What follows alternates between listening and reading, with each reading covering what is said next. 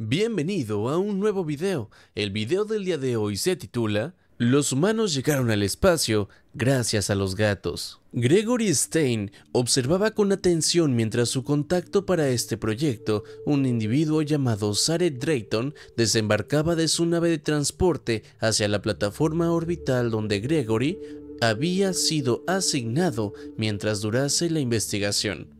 Sareth Drayton pertenecía a los Kiworian, una raza célebre en el cosmos por su fascinación casi obsesiva con los ecos del pasado.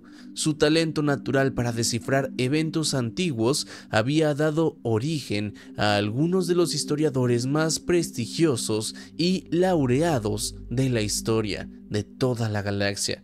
Algunos sectores de la comunidad galáctica atribuían su destreza para reconstruir la historia a habilidades místicas o poderes psíquicos, pero los Kiworian siempre negaban estas afirmaciones con fervor. Físicamente, los Kiworian eran una raza peculiar, bajos, de complexión delgada y extremidades frágiles. Raramente superaban el 1,20 m de altura, poseían dedos largos y sumamente ágiles, y su espalda y extremidades estaban cubiertas por un pelaje marrón verdoso, suave pero a la vez erizado. Para ser honesto, Gregory no podía evitar pensar que parecían el resultado de haber tomado un par de Ewoks a medio afeitar para luego estirarlos como si fueran plastilina. Sareth vestía el atuendo de exploración tradicional de su gente, una vestimenta práctica que daba la impresión de que estaba listo para lanzarse de inmediato a una excavación arqueológica activa. Por lo que Gregory sabía, era muy posible que así fuera, o quizás simplemente ese era su estilo diario. Gregory estrechó la mano de Sareth con delicadeza, temiendo internamente que un apretón demasiado firme pudiera fracturar los frágiles dedos del alienígena, e hizo un esfuerzo por mantener un aire de profesionalismo. Bienvenido a la Estación Espacial Prometeo. Espero que su viaje haya sido placentero. Así es, ciertamente lo fue. A Gregory le sorprendió gratamente que el Kiworian no estuviera utilizando un traductor automático. Había oído rumores sobre herramientas de aprendizaje lingüístico de grado diplomático capaces de otorgar fluidez total en menos de un mes, pero nunca se había topado con una en persona. Estoy ansioso por comenzar el trabajo preliminar de inmediato. Quiero que descubramos cómo es que su especie logró resolver el primero de los 3 grandes filtros. Gregory asintió en respuesta, permitiendo que su mente divagara un poco mientras Sareth hablaba sobre conceptos que él ya conocía de sobra. La humanidad había reflexionado sobre el concepto del gran filtro desde finales del siglo XX. En aquel entonces se preguntaban con cierto desconcierto el porqué de la aparente ausencia de vida inteligente de la galaxia. Llegaron a la conclusión de que debía existir algún obstáculo insalvable que impedía a otras posibles especies comunicarse con ellos, pero ¿cuál era ese obstáculo? ¿A qué se debía aquel inquietante silencio galáctico? Al final, resultó que la razón principal era bastante simple. La humanidad aún no había aprendido a hablar ni a escuchar en la frecuencia correcta del resto de la galaxia. Las ondas de radio eran herramientas primitivas e insuficientes para entablar un diálogo con civilizaciones que ya habían dominado los viajes y las comunicaciones más rápidas que la luz. Sin embargo, la humanidad no estaba del todo equivocada. Efectivamente, existían filtros de desarrollo que asfixiaban y obstaculizaban el camino de las especies inteligentes antes de que pudieran alcanzar las estrellas. Lo que los humanos no habían comprendido en aquel tiempo, mientras teorizaban sobre su propia soledad, era que ellos ya los habían superado todos. Sorprendentemente, los viajes o las comunicaciones más rápidas que la luz no eran considerados uno de los 3 grandes filtros. Según las estadísticas, menos del 1% de todas las especies inteligentes conocidas en la galaxia que habían alcanzado el espacio eran juzgadas como incapaces o renuentes a desarrollar dicha tecnología en el futuro. Era visto más como un paso lógico que como un muro infranqueable. El tercer y último gran filtro, de acuerdo con el Consenso Galáctico, era, en realidad, el desafío de que una especie lograra escapar del pozo gravitatorio de su planeta de origen. Los registros oficiales indicaban que este problema estancó a más del 10% de todas las especies industrializadas. Muchas jamás lo resolvieron y terminaron rindiéndose, a menos que otra raza decidiera elevarlas tecnológicamente o esclavizarlas. Para la galaxia, la humanidad había superado este filtro con honores cuando puso a un hombre en la Luna en la década de 1960. Se consideraba que, una vez que el pozo gravitatorio podía ser vencido con eficiencia constante, era solo cuestión de tiempo para que la raza desarrollara el motor o la radio de curvatura. Claro, esto suponía que no colapsaran debido a guerras o desastres naturales, eventos que tenían una probabilidad oficialmente reconocida del 1% de ocurrir en cualquier momento del desarrollo de una cultura. De hecho, bajo esa definición, muchas culturas terrestres habían colapsado de esa forma a lo largo de los siglos, pero mientras el colapso no fuera global, la especie podía recoger los pedazos y seguir adelante. El segundo gran filtro era la revolución industrial, el momento en que una especie aprendía a automatizar la producción. Esto se consideraba esencial, ya que liberaba a grandes sectores de la población de las tareas manuales serviles, permitiéndoles dedicarse a actividades más avanzadas y creativas. Se estimaba que algo más del 25% de todas las civilizaciones conocidas, muchas de ellas mucho más antiguas que la humanidad, nunca habían superado esa barrera. Y muchas no mostraban ni la más mínima inclinación cultural por intentarlo. Pero el primer gran filtro, aquel que Zaret había venido a investigar específicamente en los humanos, era la agricultura.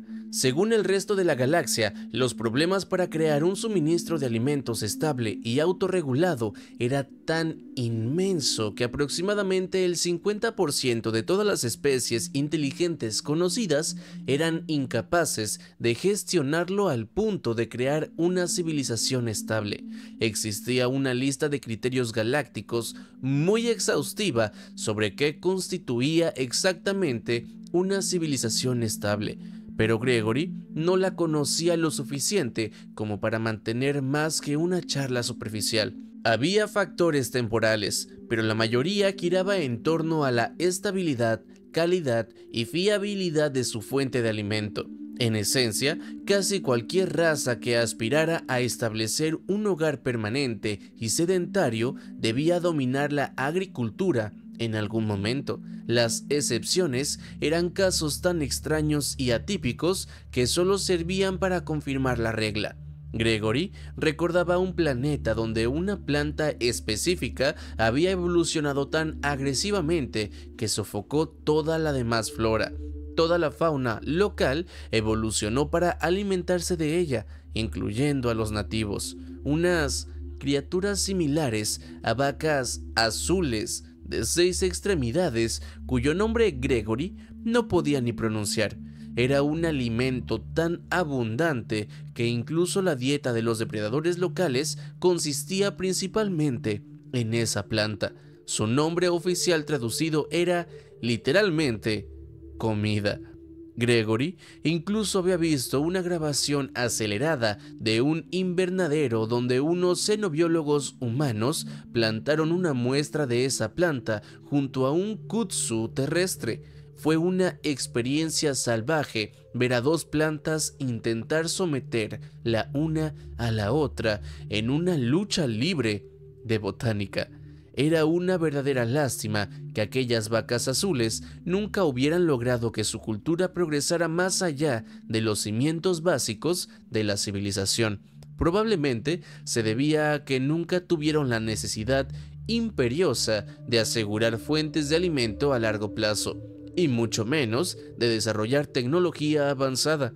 Según los registros galácticos, su cultura se había estancado en ese nivel desde antes de que la humanidad siquiera evolucionara, y no mostraban señales de progreso alguno. La otra gran excepción era la única raza conocida de litóboros inteligentes, seres que comen rocas en toda la galaxia. El nombre que se daban a sí mismos sonaba como el inicio de un desprendimiento de tierras en su propio idioma. Ellos gozaban de un suministro de comida razonablemente constante siempre y cuando vivieran cerca de un volcán muy activo, o bien si utilizaban sintetizadores minerales de alta tecnología.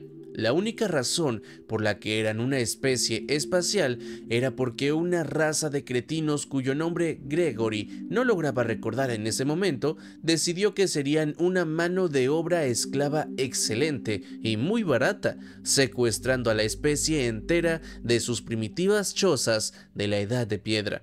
Gregory sacudió la cabeza para salir de sus reflexiones y volvió a prestar atención a Zaret. Como usted sabe, casi todas las especies que dominan la agricultura también dominan la domesticación de bestias nativas, ya sea como mano de obra suplementaria o como fuente de alimento, la mayoría de las veces para ambos fines. Gregory asintió mientras Zaret se adentraba en las estadísticas. Conocía los números. Más del 95% de todos los seres inteligentes civilizados habían domesticado a uno o más animales nativos, ya fuera algo parecido a los caballos como animales de carga o algo similar a las vacas, cerdos o pollos como ganado. Gregory sentía cierta simpatía por las razas que habían evolucionado de carnívoros puros, ya que intentar domesticar a algo cuyo primer instinto era alejarse lo más posible de ti y cuyo segundo instinto era romper lo que fuera necesario, como tu cara, para lograr lo primero, debía de ser una propuesta dolorosa. Curiosamente, la domesticación de animales por mera compañía se consideraba algo raro, al menos hasta que la industrialización se asentaba. En ese punto, algunos animales de trabajo y ocasionalmente el ganado hacían la transición a mascotas a medida que la población empezaba a usar máquinas para facilitar la agricultura. Solo alrededor del 15% de las especies civilizadas domesticaban a otra especie por compañía. Y hasta ahora, cada caso original conocido había ocurrido antes de la invención de la agricultura. Al parecer, la existencia de los perros apenas había provocado que la comunidad galáctica levantara una ceja con indiferencia antes de añadir a los humanos a ese selecto club del 15%. Los problemas para dominar la agricultura son muchos, siendo el primero de ellos el lograr ahuyentar con éxito a los depredadores. Continuó Zaret. Claro, pensó Gregory, si tenías ganado, ahuyentabas a los depredadores para que no se comieran al ganado. Si tenías animales de trabajo, los ahuyentabas para que no se comieran a los trabajadores. Y si tú mismo no habías evolucionado como un depredador alfa, los ahuyentabas para que no te comieran a ti. Fuera cual fuera el caso, para los depredadores locales, los inicios de la agricultura representaban que su fuente de comida se estaba reuniendo en un solo lugar sin moverse, lo que la hacía extremadamente fácil de encontrar.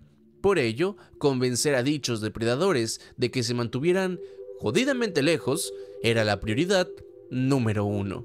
Todo lo cual nos conduce inevitablemente a la raíz de los problemas restantes, las plagas locales. Continuó hablando Zaret, y ese era el callejón sin salida de la agricultura en general. Una vez que has expulsado a los grandes depredadores, el resto de los animales se dan cuenta rápidamente de que existe una extraña zona libre de peligros. Ahuyentar a los animales más grandes no era mucho más difícil que espantar a los depredadores. Pero ¿qué pasaba con los animales pequeños? Aquellos que eran difíciles de atrapar, que podían esconderse en lugares inalcanzables para un ser inteligente, que comían vorazmente y que se reproducían frenéticamente si se les dejaba a su suerte. Esos animales eran la maldita pesadilla de cualquier agricultor. Las raras especies mayoritariamente carnívoras que solo criaban ganado solían librarse de este problema en gran medida, aunque a costa de un límite poblacional mucho más bajo, debido a que mantener un suministro constante de carne era mucho más difícil que producir el mismo volumen en vegetales, pero nuevamente eran las excepciones que confirmaban la regla. Esa regla dictaba que plagas como las ratas y los conejos buscarían refugio de sus depredadores naturales en las granjas, donde la comida abundaba. Allí se reproducirían sin control, devorando los cultivos como si no hubiera un mañana y arruinando las cosechas. O peor aún, portarían parásitos con enfermedades debilitantes que infectarían a la población de esas comunidades agrícolas. ¿Intentabas almacenar comida para la época de escasez? Bueno, ellos encontrarían la forma de entrar, ya fuera para comérsela, contaminarla o ambas cosas, antes de que quienes la cultivaron pudieran utilizarla. Simplemente ahuyentarlos era, en el mejor de los casos, algo temporal y en el peor, algo completamente inútil.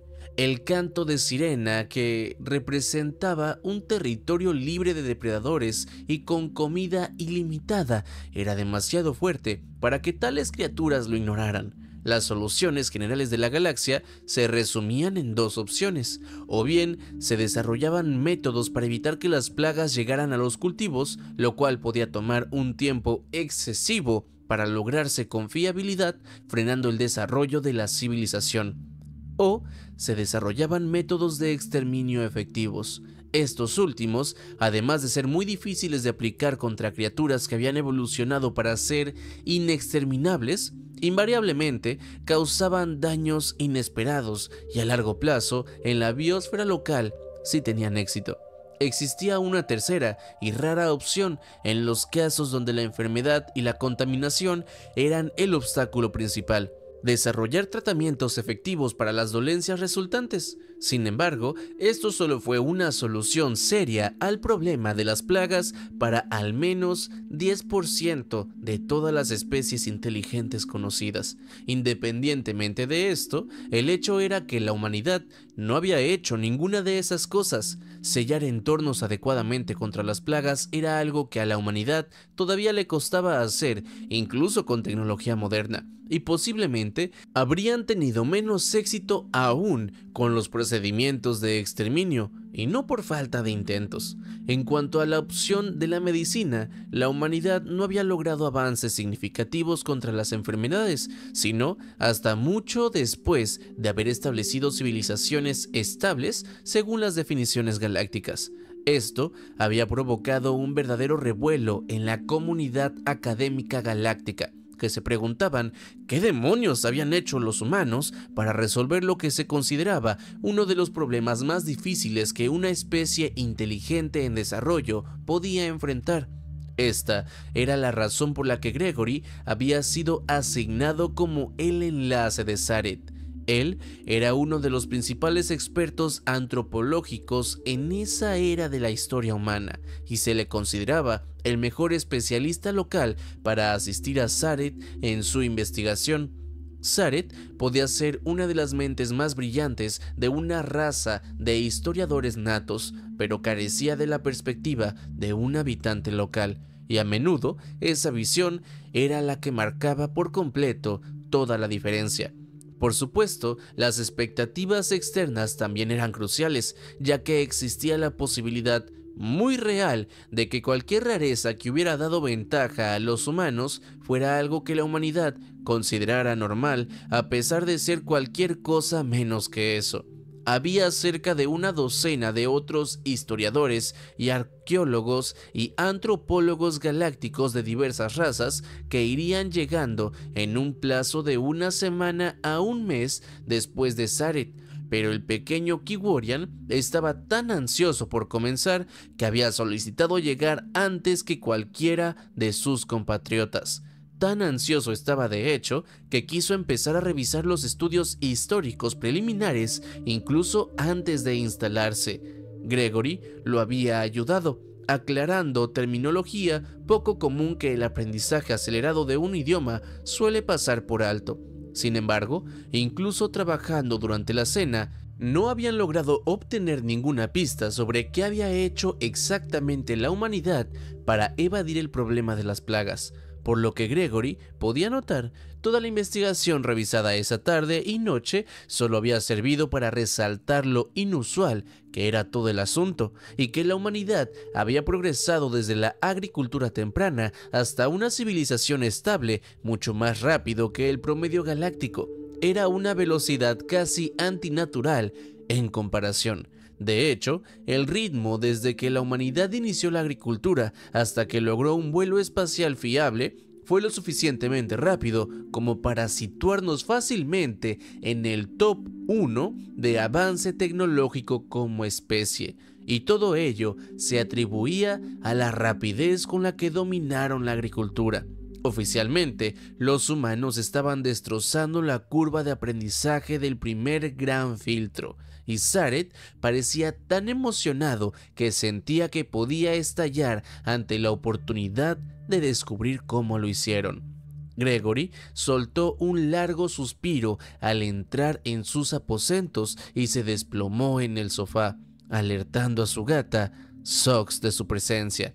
La exigente Cálico saltó de inmediato sobre él, reclamando sus correspondientes caricias detrás de las orejas. Él accedió, dejándose envolver por la comodidad de su compañía y el relajante sonido de su ronroneo mientras se liberaba del estrés de haber lidiado toda la tarde con un investigador casi hiperactivo. Acariciar a Sox detrás de las orejas le trajo un vago recuerdo de cuando escribió su tesis doctoral sobre los orígenes de por qué a los gatos se les consideraba seres mágicos. Una gran parte de aquel ensayo se había centrado en la peste negra y en el hecho de que aquellos que no enfermaban eran a menudo acusados de brujería. El detalle era que muchos de ellos poseían gatos, lo cual provocó que estos fueran etiquetados como familiares de las brujas y marcados como bestias del demonio, cuando en realidad lo único que hacían era... ¡Carajo! Los ojos de Gregory se abrieron de par en par. Sox maulló enérgica en señal de protesta cuando las caricias se detuvieron abruptamente y protestó aún más cuando él se lanzó desesperado hacia el comunicador de sus aposentos. Zaret despertó parpadeando mientras el dispositivo de comunicación de sus aposentos emitía un tono persistente, reclamando su atención. Se había quedado dormido en una neblina de entusiasmo casi en cuanto tocó el colchón, por lo que aquel despertar prematuro fue del todo inesperado. Tras sacudirse el sueño para recuperar algo parecido a la coherencia, pulsó el botón para contestar. ¿Diga? ¡Son los gatos! ¿Qué cosas son los gatos? ¿Es otra de esas bromas de los humanos que tanto les gustan? No, la respuesta son los gatos. ¿La respuesta? La respuesta... Zaret dejó la frase en el aire mientras su cerebro finalmente se activaba lo suficiente para responderse a sí mismo. Tal vez, en cualquier caso, era una posibilidad muy probable. Aún así, sentía que le faltaban muchísimas piezas de este rompecabezas en particular para entender por qué esa era la respuesta. ¿Se refiere a la segunda especie de compañía domesticada con la que los humanos forman vínculos de manada? Tener múltiples especies domesticadas para compañía era inusual, pero no algo inaudito, y Zaret no creía que la comunidad galáctica le hubiera dado demasiada importancia más allá de programar algunas sesiones de estudio estándar para el futuro. ¿Qué tienen que ver ellos con el primer gran filtro? Todo. Fue entonces cuando fueron domesticados por primera vez y no son animales de manada. ¿No son animales de manada? Pero... todos los vínculos de domesticación por compañía conocidos se dan con animales que por naturaleza viven en manadas o rebaños, y yo tenía entendido que los gatos eran carnívoros por naturaleza. Lo son, pero no cazan en grupo, son naturalmente solitarios. Ese solo dilema hizo que Zaret se incorporara en la cama, totalmente alerta. Los animales solitarios eran notoriamente difíciles de domesticar, ya que carecían de los instintos de vinculación que los primeros seres inteligentes podían aprovechar para hacer posible la domesticación. El problema del gran filtro pasó a un segundo plano mientras se obsesionaba con este nuevo enigma. ¿Solitarios? Pero, entonces, ¿cómo lograron domesticarlos? No lo hicimos. Ellos se domesticaron a sí mismos. La mente de Zaret se detuvo en seco. Existían muchos estudios que indicaban que las especies inteligentes pasaban por una forma de autodomesticación genética a medida que sus civilizaciones progresaban. Pero, ¿una especie no inteligente que se domesticara a sí misma? La idea era tan extravagante que se vio dándole credibilidad inmediata, aunque solo fuera porque venía de un colega. ¿Qué tan seguro estás de esto? Un 80 o 90%. No tenemos registros exactos de cómo sucedió. Comenzó Gregory, y Zaret emitió un zumbido de afirmación. La historia registrada en una etapa tan temprana del desarrollo de una especie era algo más que inusual. Pero muchos otros hechos coinciden. Para empezar, los registros arqueológicos más antiguos de gatos y humanos viviendo juntos no aparecen sino hasta después de la invención de la agricultura. ¿De verdad? El interés de Zaret estaba oficialmente en su punto máximo. Hasta ahora, los compañeros domésticos con vínculo de manada siempre habían precedido a la agricultura como una forma de simbiosis social poco común contra una biosfera hostil. Que los humanos lo hicieran después de que comenzara la agricultura, cuando ya tenían compañeros domésticos de manada como los perros, era algo sin precedentes. Además, los gatos tienen mucha más probabilidad de volver a adaptarse a la vida silvestre que cualquier otro animal doméstico si es que son liberados. Zaret ya había tomado una tableta y escribía notas furiosamente, asegurándose de incluir este punto. Era un hecho lamentable de los animales de compañía que no todos los cuidadores inteligentes fueran capaces de atenderlos adecuadamente, y demasiados preferían abandonar al animal antes que admitir sus propias deficiencias. Que los gatos pudieran manejar esto con menos problemas sugería una domesticación incompleta. ¿Era tal cosa posible después de tanto tiempo? ¿O era un rasgo de los instintos básicos de cazador solitario de los felinos domésticos? Ahora, Gregory estaba divagando sobre una antigua peste y sobre cómo los gatos eran considerados mágicos porque sus dueños tenían una probabilidad exponencialmente menor de contraer la enfermedad, y esto requería una aclaración. Sinceramente, ¿esperas que crea que tu felino doméstico posee propiedades curativas? No, para nada. La peste era transportada por las ratas. ¿Uno de sus animales de plaga locales? No veo la Los gatos comen ratas. Oh, ahora las piezas empezaban a encajar. Los felinos eran depredadores naturales de los animales que constituían las plagas. Cualquier humano que tuviera uno o más cerca sufriría una menor presencia de plagas en general. Pero, ¿cómo se traducía eso en domesticación? ¿Qué evento habría acercado a las dos especies lo suficiente como para... ¿Estás diciendo que cuando sus plagas locales comenzaron a infestar sus primeras tierras de cultivo, uno de sus depredadores naturales las siguió? Sí. ¿Y sus ancestros permitieron esto? Los gatos no eran una amenaza para nosotros. Bueno, al menos no una seria. Es un depredador. Uno pequeño, demasiado pequeño para ser una amenaza real para nosotros. Es más, mi gata probablemente sea demasiado pequeña para ser una amenaza seria para ti. ¿Me estás diciendo que su bestia doméstica no podría hacerme daño en lo absoluto? ¿Hacerte daño? Bueno, a ver, claro, si se sintiera amenazada podría hacerte daño, pero en el peor de los casos, no necesitarías más que unos puntos de sutura. La probabilidad de que Sox pueda infligir un daño serio es relativamente minúscula, y dudo mucho que tuviera la menor intención de intentarlo. Zaret cerró los ojos mientras reflexionaba sobre el escenario que le planteaban, un lugar donde las bestias más grandes habían sido expulsadas y donde ahora crecían abundantes alimentos de origen vegetal.